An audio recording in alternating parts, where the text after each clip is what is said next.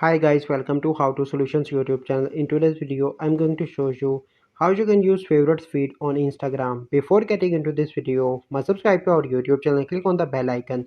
The first step is you need to open Instagram application. Once you open Instagram, then you simply need to click on Instagram on the top left and click on your favorites. And here you can see that all my favorites friend post. And if you want to edit, you simply need to click on the icon in the top right, and here you can remove anyone from your favorites. And if you want to remove all, you simply need to click on remove all. So let me suppose I'm going to remove this person. So this person is removed from my favorites, and I only see post in my favorites from my friends that are in my favorites. So this is a process by which you can use favorite feed on Instagram. I hope you find this video helpful. If you find this video helpful, must like this video, subscribe to our YouTube channel for future videos. We'll see you in the next video. Thank you. Have a good day.